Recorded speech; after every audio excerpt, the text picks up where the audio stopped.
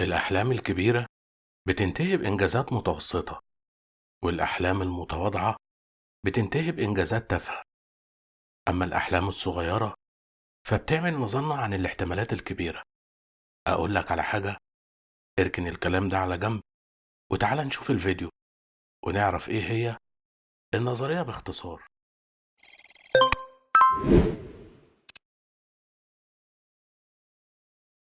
أنت تعرف إن الأحلام الكبيرة بتاخدنا لآفاق محلمش بيها معظم الناس اللي حوالينا؟ خليني أوضح لك أكتر. يعني لو كان أقصى حلمك هو رغيف عيش، ففي النهاية مش هتطول غير لقمة منه. لكن لو كان حلمك إنك يبقى عندك مصنع معجنات، ففي الغالب هينتهي بيك الأمر بإنك تبقى صاحب مطعم فطاير.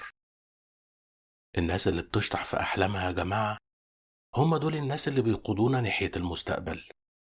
لكن الناس العاقلة المتحفظة بالعافية بينجحوا إنهم يقودوا نفسهم بس.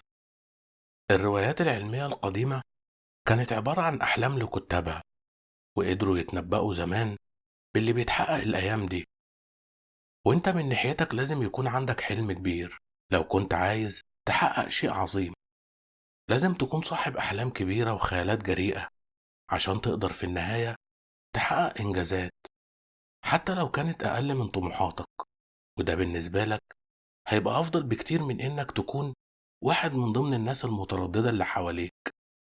ولما يتجمع عندك الحلم مع قوة الإرادة مش هتحقق أهدافك بس، لأ، ده أنت هتجبر العالم إن يمشي وراك ويحاول يلحقك. بص على الناشط السياسي والحقوقي مارتن لوثر كينج، إزاي قدم حلم للسود بإمكانية مساواتهم مع البيض في أمريكا لما خطب خطبته الشهيرة لدي حلم اللي ألقاها سنة 1960.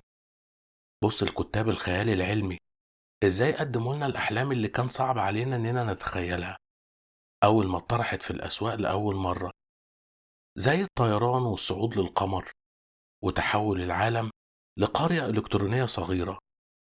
لو بصينا حوالينا هنلاقي نماذج كتير قوي قدموا أحلام على شكل أفكار، وكان تعقيب الناس عليها في وقتها إنها مجرد أضغاث أحلام صعب جدا إنها تتحقق، بل مستحيل أصلا إنها تتحقق.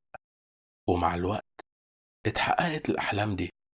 فمثلا لما كتب الكاتب الفرنسي جول فيرن روايته الشهيرة رحلة إلى القمر، بعدها بحوالي 100 سنة انطلقت مركبة الفضاء الشهيرة أبولو 11 عشان تنزل أول إنسان على سطح القمر. ولما كتب عن اختراع الغواصة النووية قبل ظهورها بفترة طويلة في رواية 20,000 فرسخ تحت البحر، ولما ظهرت بالفعل أطلق عليها الأمريكان نفس الاسم.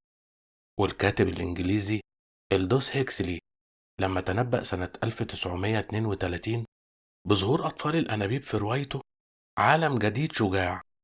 والكاتب الإنجليزي آرثر كلارك لما تنبأ سنة 1970 بظهور الأقمار الصناعية وشبكة الإنترنت في روايته الوليد المرعب.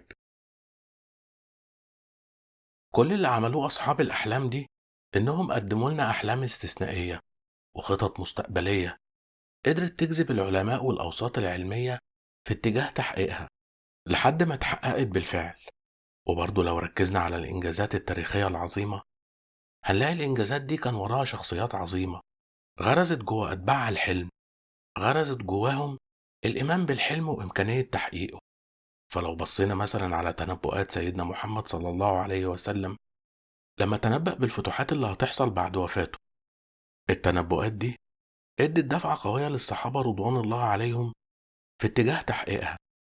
فالعرب قبل البعثة النبوية كانوا عبارة عن قبائل متفرقة، وما كانوش يتصوروا أبدا ولا يتخيلوا إنهم هيجي عليهم الوقت ويقفوا الند بالند لأقوى إمبراطوريتين في الوقت ده، وهما الفرس والروم. ده غير إن إيمانهم برسالتهم وثقتهم بالفوز عليهم زادت بفضل الله، ثم بفضل سلسلة الأحاديث النبوية المدهشة اللي فيها تنبؤات عظيمة.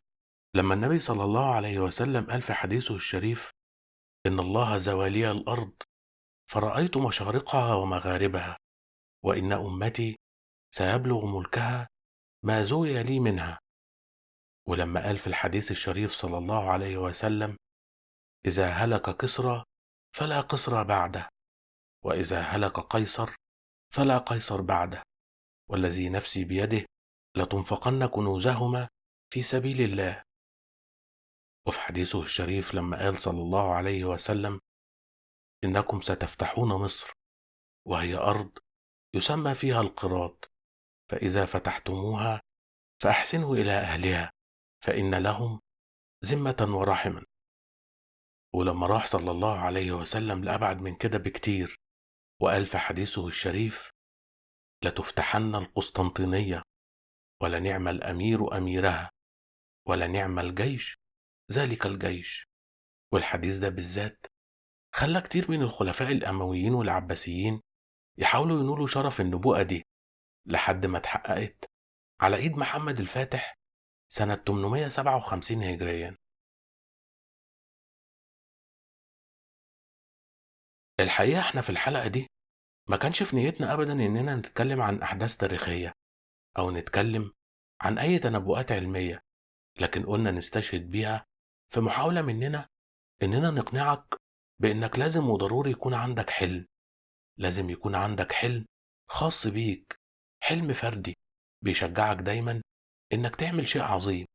فلما تصنع حلمك الخاص بيك هتكون قطعت شوط كبير قوي في إنجازه، وكل ما كان حلمك كبير كل ما كانت النتيجة أكبر، وكل ما كان التنفيذ أسهل مما تتوقع. لحد هنا وحلو قوي. اركن بقى الكلام ده كله على جنب يا صديقي، وتعالى أقولك عن نظرية باختصار. عمرك ما هتحقق أي حلم مش موجود، وعمرك ما هتحقق أي هدف ما بيشغلش بالك. احلم، واوعى تبطل تحلم. خلي حلمك كبير عشان توصل في النهاية لإنجازات أقل من طموحاتك، لكن في النهاية هتبقى أفضل من غيرك. الأحلام الكبيرة ممكن تنتهي بإنجازات متوسطة، لكن الأحلام المتواضعة هتنتهي غالبا بإنجازات تافهة. هي دي الحكاية، وهي دي النظرية باختصار. سلام عليكم.